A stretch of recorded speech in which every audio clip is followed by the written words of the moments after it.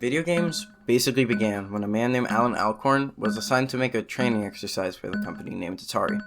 This would be put in huge boxes we now know of as arcade machines. Later though, the game would be able to be ported into a smaller box that could be brought into homes.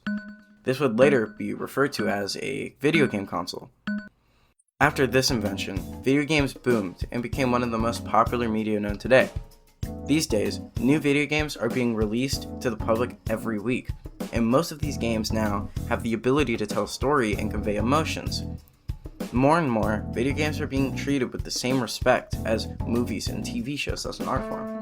Now, at the time Alcorn was making Pong, I doubt he was thinking of this assignment his bosses told him to make as something super extravagant. But I do bet this creation inspired others to use this type of media as an art form. The consideration of video games as a kind of art is kind of in a gray area right now. I bet most people would think of it as art, but at the same time, I wouldn't be surprised if a lot of people didn't. Now, we have beautiful games that look great and tell an amazing and complex story that establishes a message for us, but we also have really crappy games. And just from seeing the gameplay, it's obvious that they're just trying to make bang from a popular thing. Even though there are those crappy games, there is such thing as art made to sell, so it's nothing new to the art world. But I would like to talk about modern video games and how they are mostly considered an art form. When you think of modern game series like Super Mario and Call of Duty, you don't really think about the stories inside of them. But I assure you, there are people who are paid to write these stories and compose the music, and that alone would be considered art. To show you all of this, there is a prime example of a video game recognized for its amazing artistic values.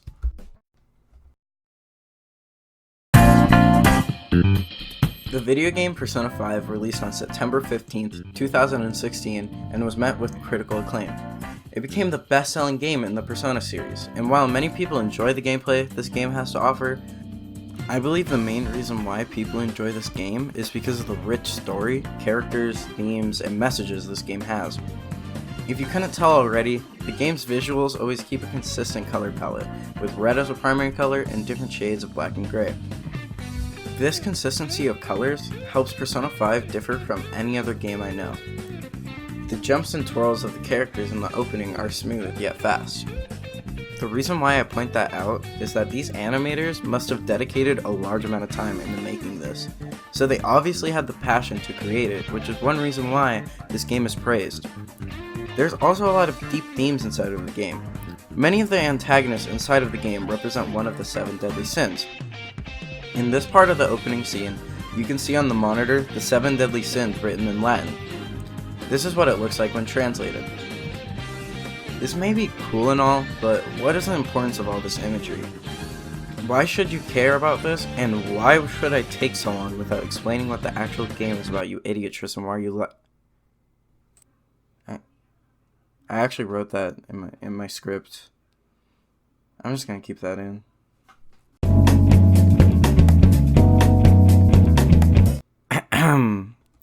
I can't explain the whole game in a 10-minute video because it literally takes people over 100 hours to complete the game, so I'm going to go as fast as I can, okay? In Persona 5, you, the main character, are a normal high school kid that lives in the countryside of Japan, until one day you are wrongfully accused of assault by a man with high amounts of clout in the government. Because of this, you end up having to spend a year in Tokyo under probation. You then arrive at your new home, a dusty cafe attic owned by the man with the milkiest voice you'll ever hear. I'm Sojiro Sakura. You'll be in my custody over the next year. All throughout this time, there's been a mysterious app on your phone you don't remember downloading and are unable to delete it. Once you make it to school, everyone hates you off the bat. A student leaked your criminal record and everyone looks down on you and is afraid of you. Even the teachers aren't on your side. The next day, on your way to school, you see a blonde girl that seems distressed that is later picked up by the school's gym teacher named Mr. Kamoshida. Right after, a vulgar boy by the name of Ryuichi Sakamoto runs up near you and gets upset that the girl entered the car. Your phone then opens the unknown app on its own, and this happens. Screw that perfect teacher. Perfect teacher? In that car just now, it was Kamoshida. Who does he think he is, the king of a castle? What? Huh?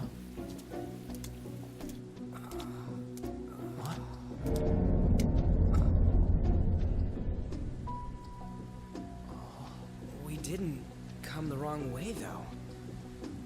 Yeah, this should be right.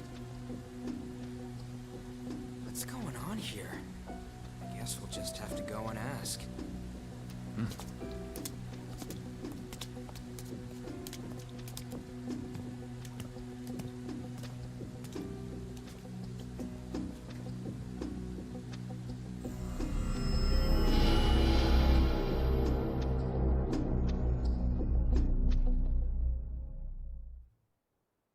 What you and him have entered is the world of the distorted mind of that teacher.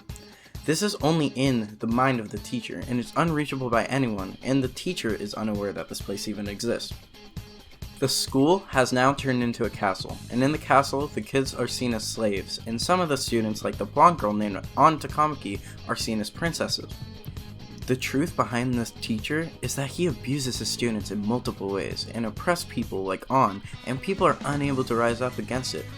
I would explain more, but some of the things this guy has done are really bad, and I don't want Miss Gagne to kill me, so just imagine he's a really bad guy. In that world, you awaken to a power called a persona, which is the manifestation of someone's personality. This power allows you to fight these monsters called shadows that appear inside of distorted minds. You can only access these powers inside of the distorted world, which causes you to have to balance your school life and shadow fighting life.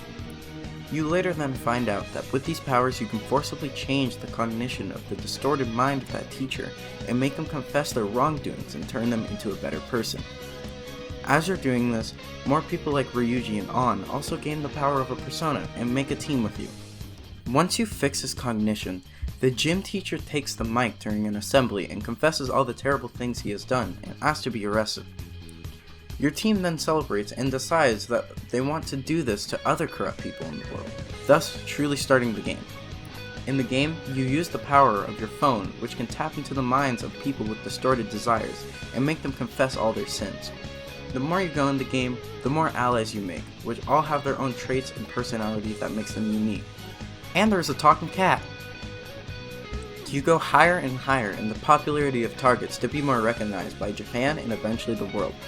You change the hearts of a high school teacher, to an artist, to a mafia boss, to even the president of Japan. This is where the 7 deadly sins are displayed. Each distorted mind, called a palace, which is the perception of what the real world is to them, represents one of the 7 deadly sins, with the gym teachers being lust. This story establishes the theme of revolution and rebellion, which will be explained more later. But this is only the surface of the game, and I explain everything really simply and probably poorly, but it doesn't take 100 hours to tell you that this game has a very solid story that can captivate a large audience and tell a really great message without it ever getting boring.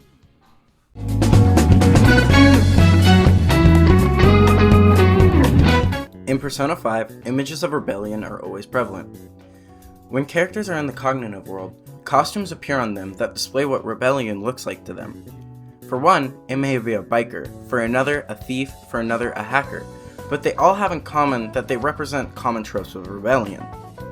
This consistency tells players that they should pay attention that these characters want to rebel against society, and that the player should keep in mind the thought of revolution that is soon to come.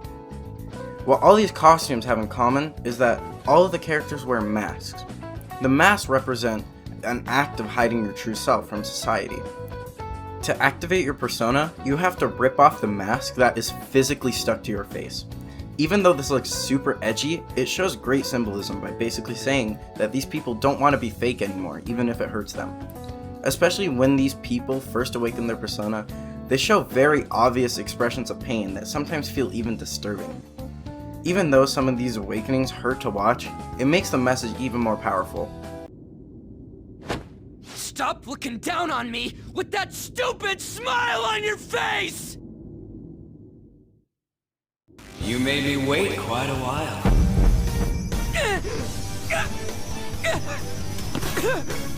You seek power, correct? Then let us form a pact. Since your name has been disgraced already, why not hoist the flag and wreak havoc? The other you who exists within desires it thus. I am thou art I. There is no turning back. The skull of rebellion is your flag henceforth!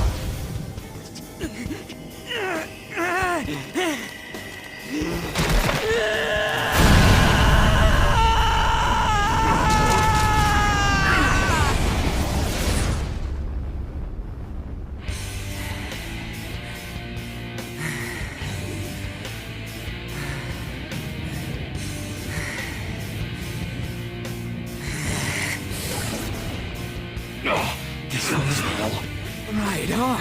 What's up, Persona? This effing rocks! Now that I got this power, it's time for payback! Yo, I'm ready. Bring it! Speaking of personas, there is a reason why they are called personas. According to well-known psychiatrist Carl Jung, a persona is, quote, a kind of mask, designed on one hand to make a definite impression upon others, and on the other to conceal the true nature of the individual. This makes a direct parallel to the masks in Persona. The masks in Persona are used to hide one's true self, and so is Carl Jung's theory. Also, Carl Jung also explains the theory on shadows. If you don't remember, shadows are seen as the enemy in Persona, and in the person's palace, their shadow is displayed. A shadow is, quote, the dark side of his being, his sinister shadow, represents the true spirit of life as against the arid scholar. What he means is that the dark side of a person is the true self that they suppress. They also make a parallel to the shadows we see in Persona 5. Some of the antagonists want to deny that they have done these awful crimes, which connects to Jung's writings. This also connects even better to the previous installment of the Persona series, Persona 4, where each character was stuck having to face their shadow inside of their own palace, and if they didn't accept that it was a part of them, they would be killed. But if they did accept that was a true self of them, they would gain a persona. As you can see, the writing and imagery in the series has a large amount of depth that even after 10 runs of these games, people may not notice all of the symbolism. I know I didn't, and I've played the game so much, I'm a little bit embarrassed to say.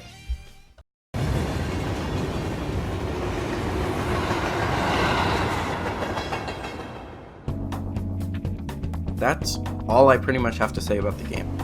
To me, it's crazy that these writers and these artists could have just wrote and made something that was just okay, and had just enough depth. They really could have done something simple, just for some money, but they chose not to, and they made something great, with an amazing amount of depth. It showed that these people have the passion to create this game that should be considered art. What I've learned from this research is that almost anything can be considered art if you have a personal connection to it. And for the music in this game, I think just showing you is better than explaining it. Big fella, you hear that new Kurt Franklin? There's a mirage or just to fulfill my mission.